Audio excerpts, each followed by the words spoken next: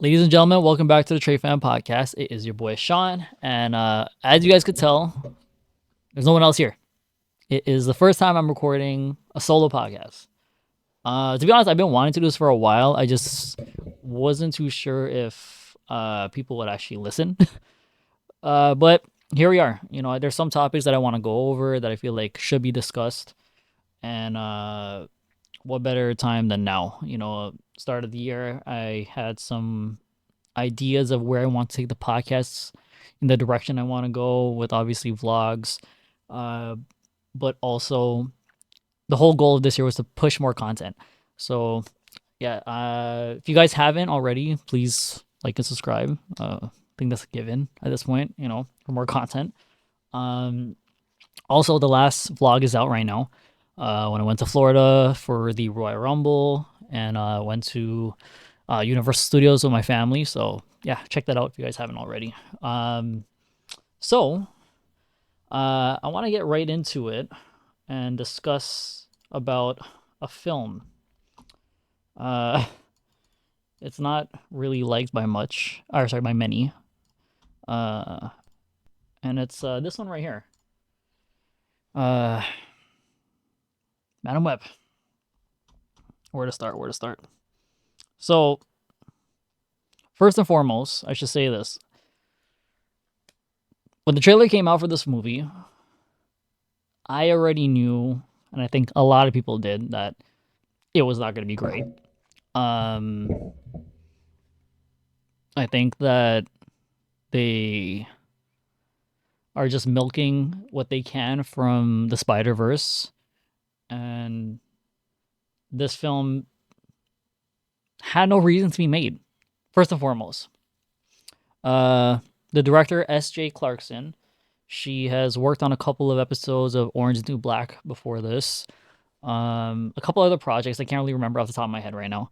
Um, Obviously, you guys know Sydney Sweeney is starring in this film with Dakota Johnson, Emma Roberts, and Adam Scott, who play Uncle Ben and Aunt May, which was pretty dope of them. So the movie starts off with Cassandra Webb, which is played by Dakota Johnson. She's a New York City paramedic, and obviously, what she can do is see the future. So she's trying to figure out who she is and why these visions keep happening. The film starts off with her mother in the Amazon with I guess you could say like the villain of the movie, and it starts off so weird. They're hunting for spiders because these spiders have like a super power that can save humanity in a way, like the way that they were pushing it. And uh spoiler alert, I don't know if you guys care, but to watch it, but I'm just gonna spoil it anyways. The mother passes and the guy steals the spider that they were looking for because she found it. And I think it was like 10 years later, he's having nightmares about three or four girls. Yeah, sorry, three girls that are coming after him to kill him.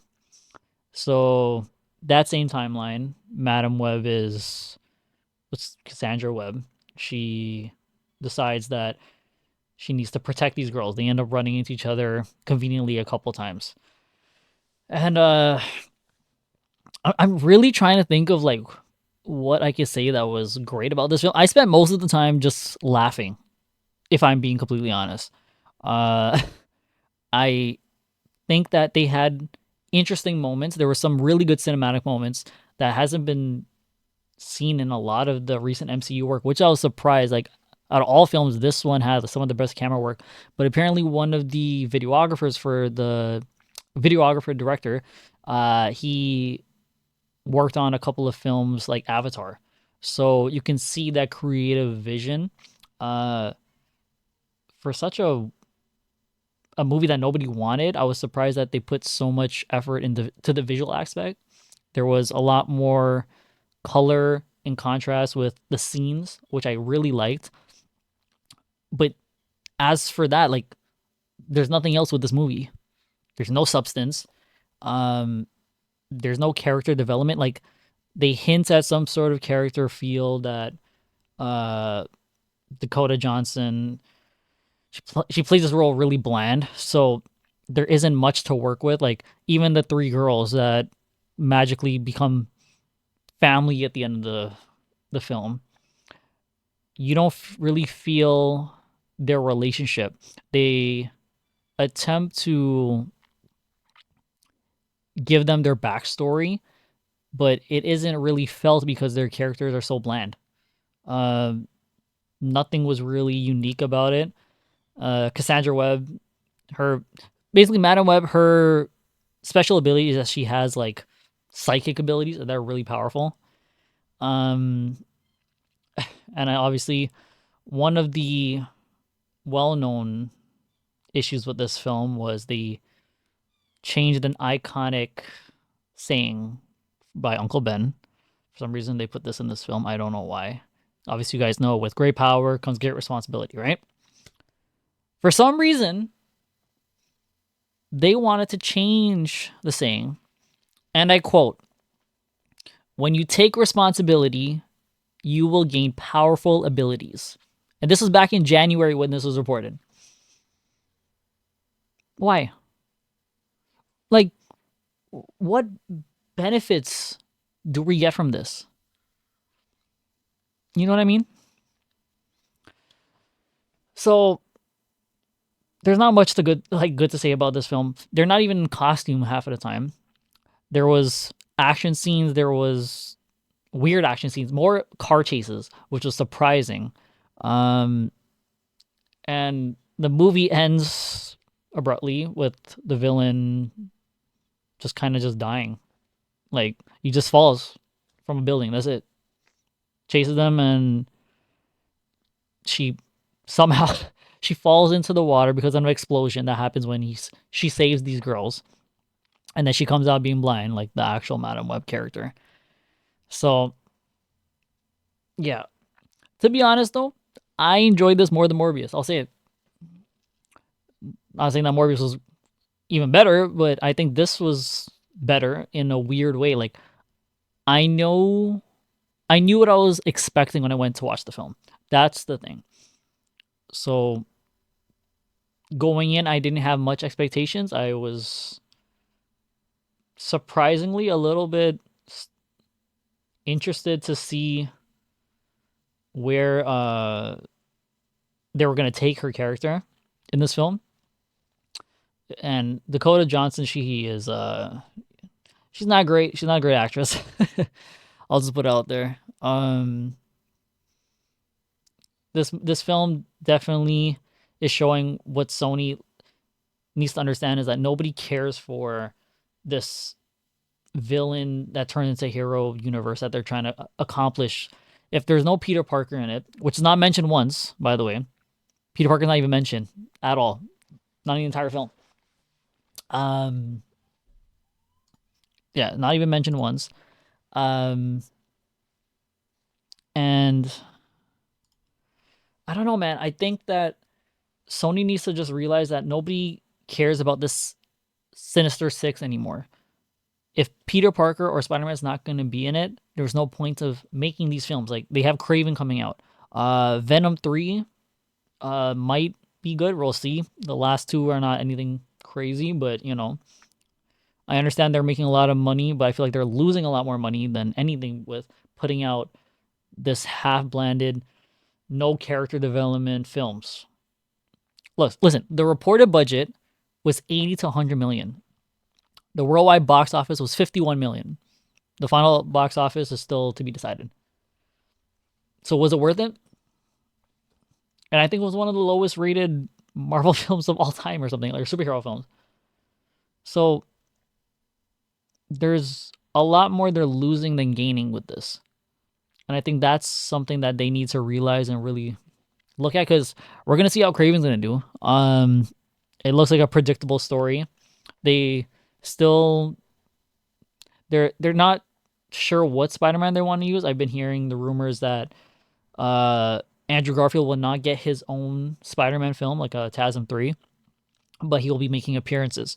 So if that's the case in the direction they want to go, then so be it. You know, I think they can still do justice by Andrew, because I think Sam Raimi and Toby are interested in doing another Spider-Man, which will be Spider-Man 4, which I think will be amazing. It does definitely suck that Andrew will not get a third film.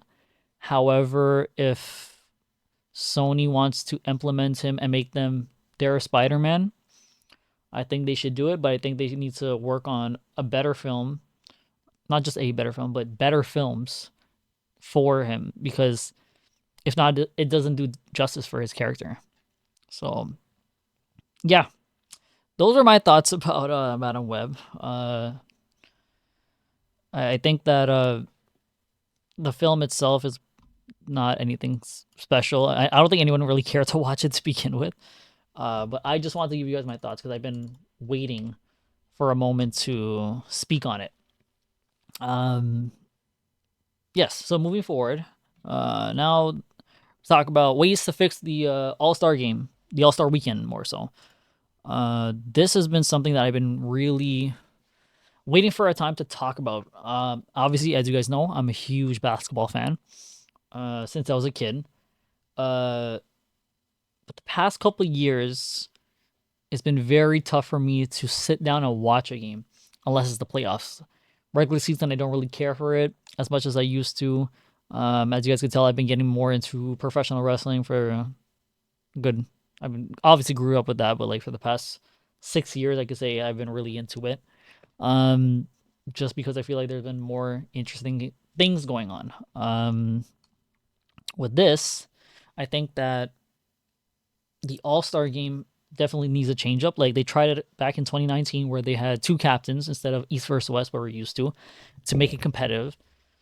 But I think after the last year was when 2020, like the last competitive year, I would say, where it actually felt like it had meaning to the All-Star game, has not been the same. It went back to what it was before, where it was just like a practice, not even a practice run, just a run where like people were just dunking. There was cherry picking going on, pulling up for three half courts and stuff. So it hasn't been what it once was. But this is the crazy stat. I could not believe this stat when I heard this though. The 2024 All-Star Game was watched by 5.5 million viewers, an increase of nearly 20% from the 4.6 million viewers who turned into the previous year. So it definitely did its job this year with that increase. It was 10 million viewers they had in the US on the Saturday night. That was up from last year. And it was actually the most watched All-Star Saturday night in the 4 years. So that says something too. I think that for the All-Star game, these are the changes that I think that they should make. And it's really simple. It's if you're gonna have East versus West, keep it just as that.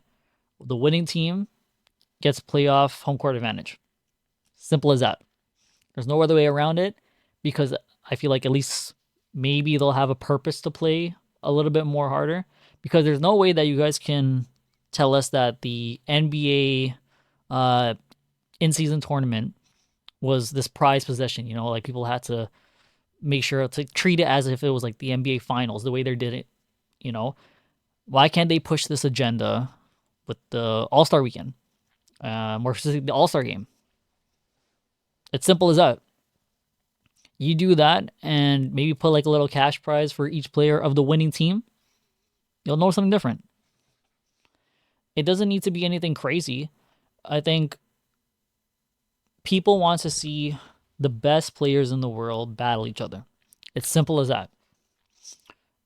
It's not just something just to have them there, but if there's no entertainment aspect to it, then what's the point of watching? I haven't sat down and watched All-Star Game in years. I'm pretty sure I'm not the only one. You guys can let me know in the comments if I'm talking shit or talking the truth. But personally, I just don't see the point. If somehow they make it more compelling and make them have a reason to play, I guarantee you the viewership will be even more higher. Because the last good All-Star game I remember was when Kobe passed. when they did the dedicated, I think there was like a target score and stuff.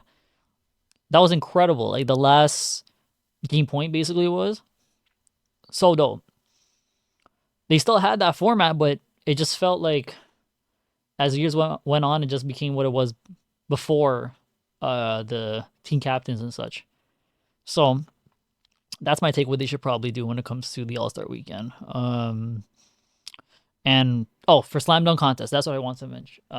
Forgot to mention. Uh, Shout out to Mac for winning again. He was incredible.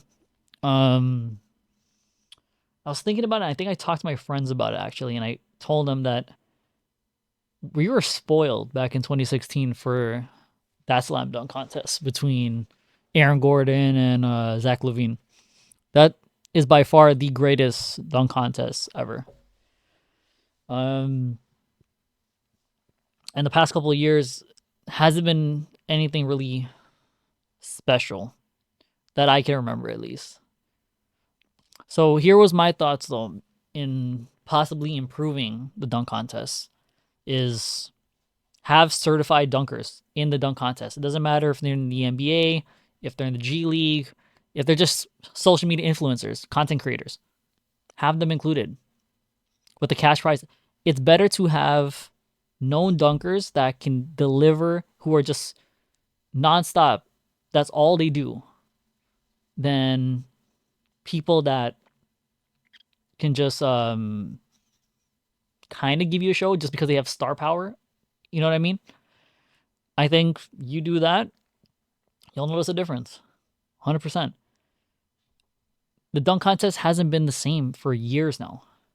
And the way to improve it is simply that. I don't know if they'll actually do it because maybe like they got feel like they got to make some sort of payment arrangement to each participant, but might as well. If it's gonna make the dunk contest a little bit more interesting, which I would like personally, because it seems like the 3-point contest has gone a lot more interesting than the dunk contest, which is kind of crazy now. But we live in a time where obviously like 3-point contest is probably one of the best things going on. But for me, what I grew up was always the slam dunk contest, like one of the many factors of interest. So I don't know. I think that if they do that, you'll notice a viewership change as well when it comes to the dunk contest, because I want it to be where people be excited for the slam dunk contest and the 3-point contest at the same level. Because right now it just seems like everyone's just more excited for the 3-point contest, understandably, because you know what they're getting from that. With the dunk contest, you don't really know what you're getting. It's gonna be hit or miss or not.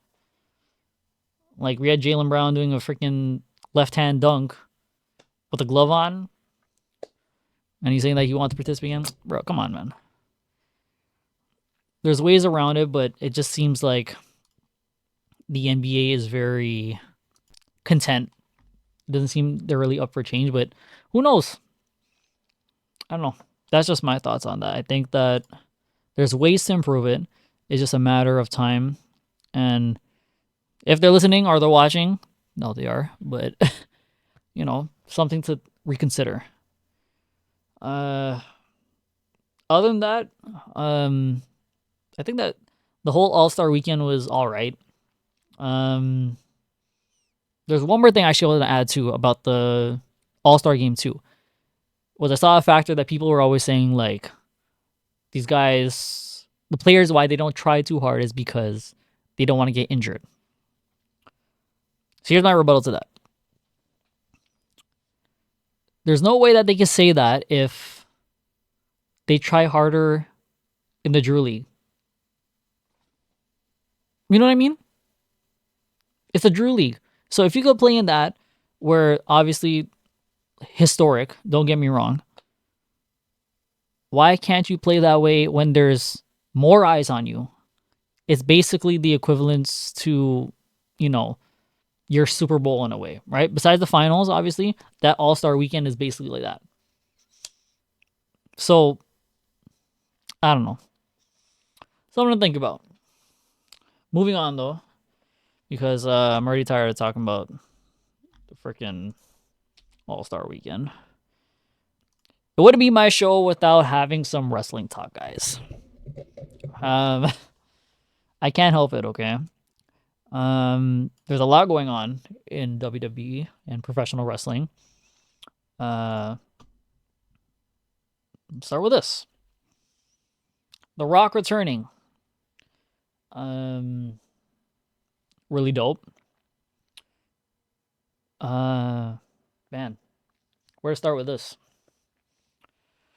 So, a couple weeks ago, really say it like a month now, The Rock returned, famously to the WWE and said that he was going to challenge Roman Reigns at WrestleMania.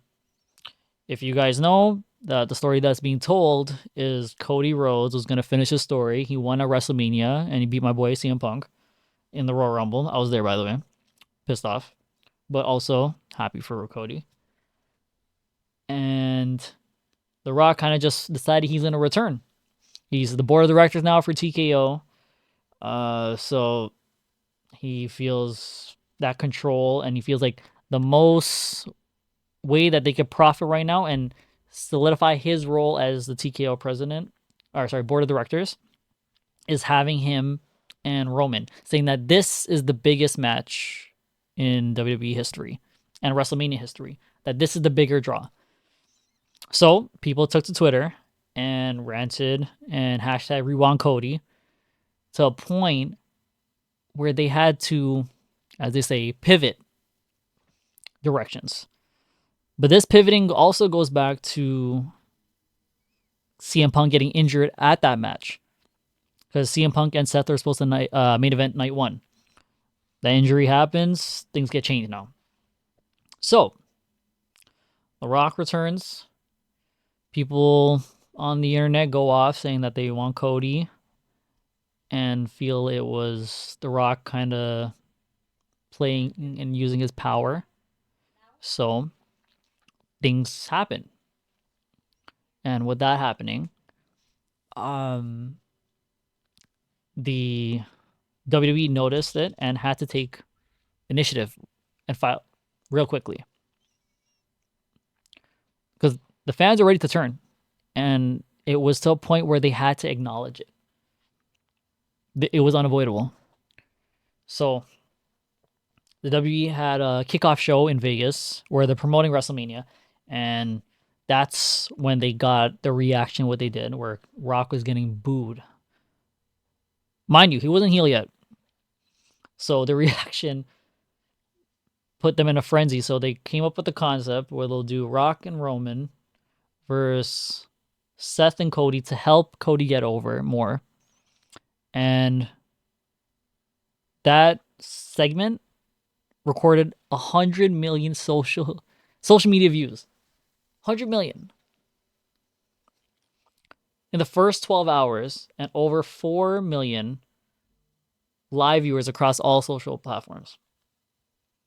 The kickoff show was the most viewed non-in-ring event live stream of all time. Crazy. So The Rock returning is to help Cody get more over, if that was possible, and it certainly worked. And I don't know, man, like, it's tricky, because a part of me also wants to see Rock versus Roman, but I also know that, well, personally, I don't think Rock can be in a match longer than 30 minutes, maybe less than that. I don't know if he's able to do that on his own at his age, which is 50 now. So this tag team match makes more sense. So the story behind it is The Rock and Roman, as of Friday, said that if Cody wants his main event match without the Bloodline interfering on the Sunday, he has to beat them with Seth on the Saturday. My guess of what's going to happen, because Rock has already turned heel now, and he's been doing some of the best crowd work and just the best work he's been doing in years, to be honest, when it comes to his mic work, is The Rock is going to turn on Roman. The reason I believe that's going to happen is due to the fact that they still want to have Rock versus Roman, and what makes the most sense business wise is have Rock turn on Roman when Roman finally trusts him, as it seems like that's what's happening right now. And at the match, The Rock is going to turn on Roman, and Seth and Cody are going to end up picking up the win. And that's going to build to next year's WrestleMania, where you'll see Roman versus Rock. This is long-term booking. This story already seems more compelling than it was going to be if it was just Rock versus Roman. Give us long-term booking. It's already there. They're cousins. It's going to be a great story regardless. But there still needs to be some sort of story. Like, I need to care for this story. And I feel like a lot of viewers are the same way. Like, I need to care about what's going on. Because otherwise, why? Just because you have two icons in a way, and you can't just expect them to people to be engaged. You know, there needs to be some sort of reason for me to want to watch this. That's what makes the Cody stuff so interesting. Finishing the story that his dad never was able to do and never accomplished was winning that title. So, as for Cody, do I think he's going to win the title at WrestleMania 41? Sorry, not 41. 40? Yeah. Simple as that. I'd be surprised if they were to make him lose again. Because if they do, then, hey man, there's nothing more they can do. That's just bad booking at this point. You have everything you wanted. You built another, this is your true babyface you built. There's no way you can get this wrong. Everything is just handed to you at this point. Like, it's just on a silver platter. You have the right story. You have the guy that all the kids can look up to now. Probably your biggest babyface since Cena. I think he's more over. So, just do it. There's no other way to go about it. But there's also a part that people have been saying that it's possible that Seth might turn on Cody, leading to them losing the first night and having bloodline rules on the Sunday, which is going to make it harder for Cody because you have to fight up the whole bloodline then. So, who knows? Seth has never beaten Cody once in the 3 times they've fought since he returned. So, it might be interesting. So, who knows, man? Who knows? The one thing I'm really happy with what Triple H has been doing is this long-term booking. I think that the story is already there. And the one thing that I can say is I'm watching on a weekly basis. I didn't think I was be doing that. Like, I usually just like watch like the YouTube clips. But nowadays there's a reason for me to watch every day because of their characters. Every week, something plays an important part in what's going to happen next in their story. And I don't know, man. We are getting... It's a great time to be a professional wrestling fan. That is what I can say. So if anyone has any idea if they should want to get back into wrestling, I'm telling y'all, check it out. It's a great time. AEW was amazing last night for Revolution. Sting's retirement. You know, it was amazing. It's not corniness now. It's not stupid stories. These stories actually make sense. These people have characters and personalities that goes over just being on screen. And for anyone that says it's fake, it's not. All right? Tired of hearing that. Give it a chance. I've been in the ring before. Let me tell you, that mat hurts all the time. So, hopefully you guys can reconsider and definitely check out WrestleMania this year happening when April 6th and the 7th, I believe. It's going to be one of the best WrestleManias easily. I was trying to buy tickets low-key to go, but tickets were like $500. To be fair, it's not too bad considering that's for 2-day pass on their 300 section. But I ain't trying to pay that much. I'll be okay watching it at home. Who knows? Maybe I'll do like predictions on what I think's gonna happen and such. Or I guess we'll see when the time comes. All right, guys. So thank you guys for joining so far and being a part of this solo pod. So it's so weird to like just be recording, just talking for this long by myself. But I hope you guys have been enjoying this. So some other topics I want to get into, and I want to start with Call of Duty actually. So that's how I've been doing the transition, guys. If you guys know, I play Call of Duty a lot with me and my friends. I used to stream often. Don't stream as much as I used to. But this was a topic that I've been wanting to discuss, and I've been having thoughts about it, and just wondering: has the NW3 glitches hurting COD players? And what I mean by that is there seems to be always an issue with each update that they do. And I feel like it's hurting their core players. Just because, like, whenever I have an update, I already know I'm going to have to restart. I'm going to have to copy over the game or install my shaders and then just hope and pray that we get into a lobby right away. The recent issues that they've been having is I can't get into a game. I'm getting dev errors still. The good thing that they fixed is that you can join back. But still, why is that a thing? You know, like there shouldn't be dev errors in a game in this business that they have. Like they're one of the largest companies. Why do we still have these issues? Why do I feel like I have to upgrade or get a new graphics card when I shouldn't have to do all that? You know what I mean? The best thing that they currently have going on is ranked play and ranked play resurgence. Coolest thing that they actually that they did was adding a resurgence for it. So ranked play, obviously, if you guys know, there's it's basically just a competitive way of playing Call of Duty. So they have the multiplayer version, which we were playing for a little bit, and now the resurgence one, which I've been grinding like all day, to be honest. It's a lot of fun. So me and my boys, we've been playing that a lot, and so far it's been pretty well. Like I think that there's a good balance when it comes to the amount of players, being on Fortune's Keep, the player resurgence, weapon balancing, and even the SR system. I like that you get punished every time you die, which is like 8 SR I think you lose. So I think that's a good way that they implemented that. But also there's a great way of gaining SR, which is getting kills, getting assists, redeployments, and such.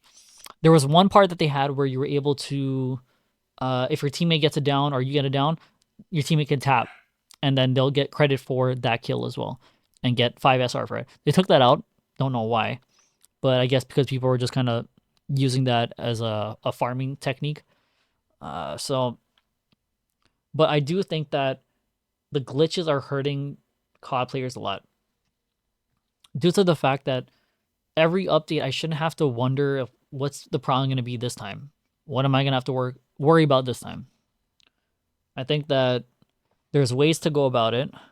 There's ways to improve it, but it's on Call of Duty, man. Like they know people are going to continue to buy their game. They're going to still be playing it. So their whole point is like, well, if it isn't broken, don't fix it, you know? Everything's working perfectly fine in a way. COD players are still going to be there no matter what. So I'm one of them. You know, like the thing is I love that they brought back movement in Call of Duty. Movement was one of like the best things about this game, about the Modern Warfare series. I was sad that they took it out in NW2. That's the reason why I never played it. They took away the whole purpose of why I fell in love with the Modern Warfare series. And that's another thing. Like, if they can listen to the COD players, and you know, even the streamers, there's a reason that they're so vocal about these things. It's because they want to see the game do good, me included.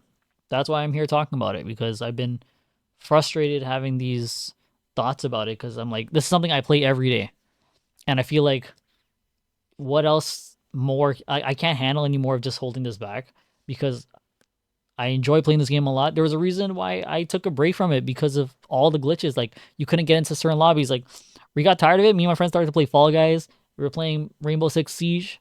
I haven't returned back to it, but I'm probably gonna go back to it soon. Just because I enjoyed how their updates were, and just how the gameplay was. The rank play and it made a lot of sense. And I don't know. I just think that whatever the dev teams are doing, they just gotta fix it up, man. They have such a loyal fan base that I would love to see if they can somehow improve upon it and listen to the community. These are the people that have playing day and night, me included. You know, I think a lot of the times they think it's just people hating on the games, but it's just because it's coming from a love perspective where we enjoy the game so much and we want to see the games do good. And I can recall even during the pandemic, like that was one that we enjoyed playing a lot was the first Modern Warfare 2019 when Verdansk first came out, getting a dub the first week, and me and my boys doing customs because we couldn't go anywhere. So I used to host, or one of us used to host like custom search and destroy matches with like other friends of ours. And we used to have, I kid you not, maybe like 20 people in the lobby. Like it was crazy. Like you miss those times. Verdansk was such a great time because of during the pandemic when it happened, and the friendships that were made and relationships and the memories of it. And that's one thing that I will always hold close to me was just that experience. But the ways I think they can improve it, just listening to the community. Simple as that. That's all I can really say about that. But yeah. I have one final topic to talk about. Honestly, I appreciate if you guys like and subscribe. I'm just gonna say that once again. I think that the content I'm gonna be pushing going forward is gonna be probably to update this to once every couple weeks, where I just kind of give my thoughts on currently what's going on in the world and such, and put up reels about it too. I really start to get a hang of those things. So, yes. The last thing I want to talk about is a show that I finished. Late Bloomer. And as you see by the title, the show you did not know you needed. So, man, this is a really good show. This is gonna be my spoiler-free review of the show. I know this is probably what you guys have been waiting for. So, obviously, if you guys know, Just Rain, he's a YouTuber.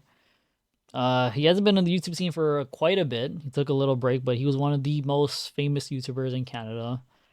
Growing up in Guelph, he's made a lot of viral skits of the brown community and made quotable stuff that even me and my friends still use to this day.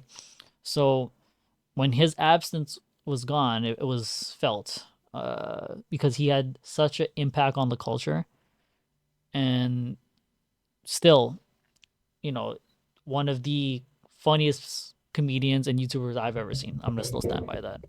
So his show came out. The full episode's on Crave, so be sure to check it out. Called Late Bloomer, and it's based on the life of him.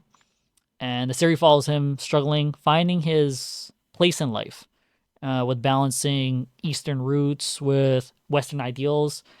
You see him blogging his life and dealing with the increased popularity and his struggle to maintain a relationship with his family and the culture.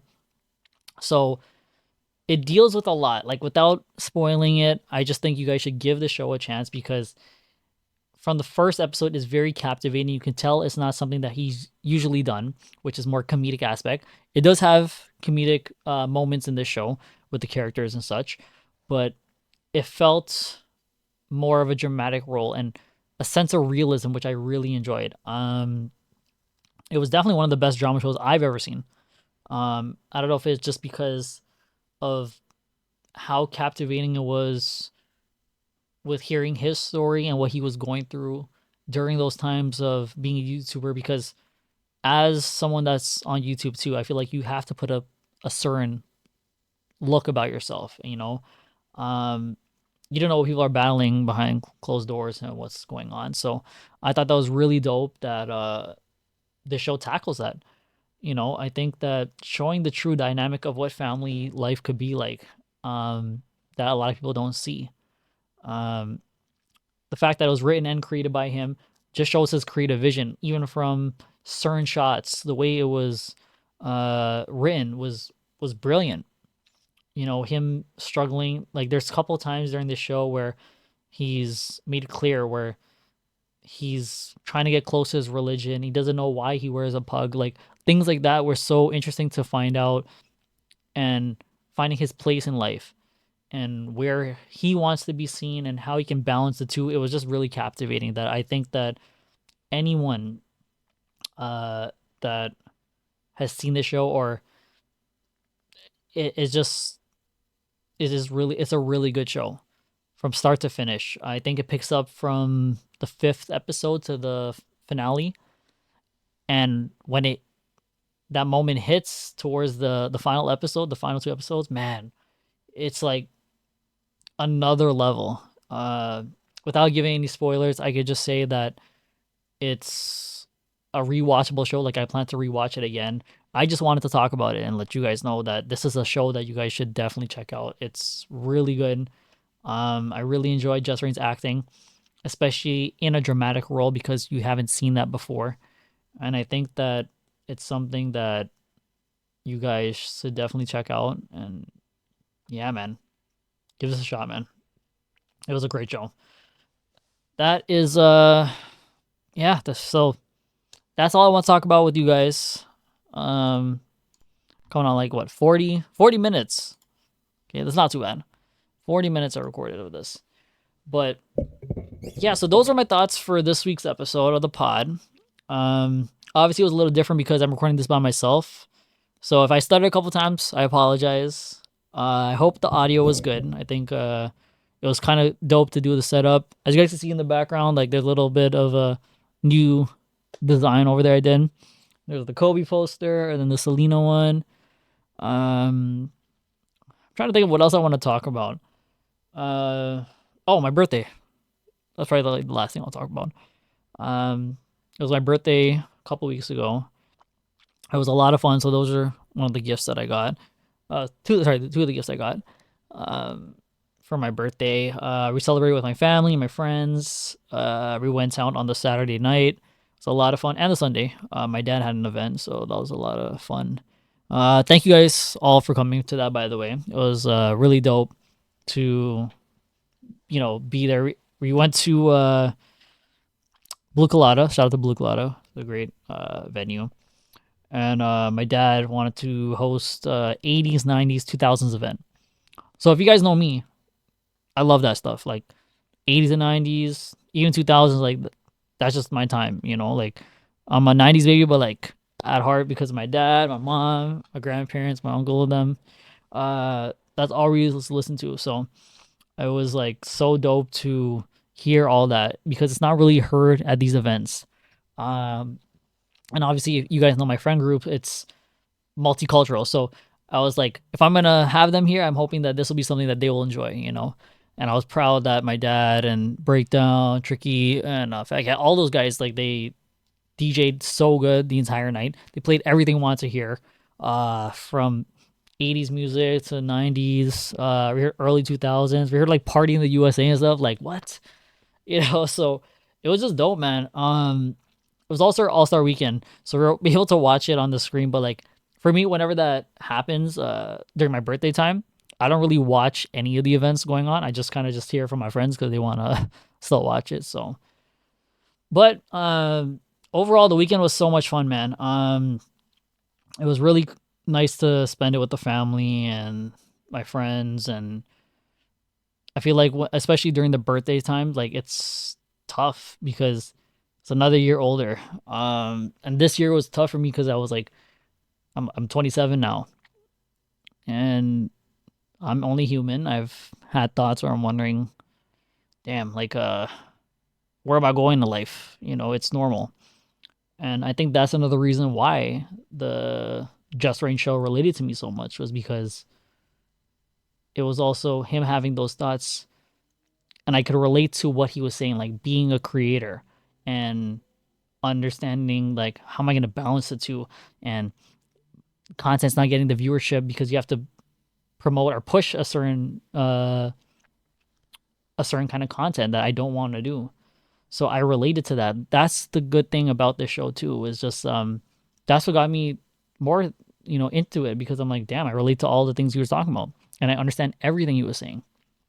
Uh, Switching back though, uh, I was just having thoughts about being 27. Like I was scared. The entire week leading up to my birthday, I was like, damn man, I'm getting old. I'm like, what am I gonna do? So I was going through it, but you know, thank God that I had the people around me to kind of calm me down, just let me know, yo, you good, man, you good. But yeah, guys, this has been fun. I hope you guys listened all the way. I hope you guys enjoy this podcast. I know it's just me alone. I have some things coming in the future, so be sure to just keep on the page. If you guys haven't already, I would appreciate it if you guys can like, comment, subscribe, man. Please, I'm begging y'all. It helps my channel a lot. I want to keep pushing content for you guys. I want to keep doing this because I love it. Talking about things that I have interest in. If there's any topics you guys want me to discuss, or like relationships, or you know, besides basketball, wrestling, sports, maybe movies, maybe some other movies that I should check out, feel free to let me know. I'm open to anything and just trying to explore and expand my audience. So, yeah, I appreciate you guys tuning in, and I hope you guys enjoy. And yeah, I'll catch you guys in the next one. Thanks.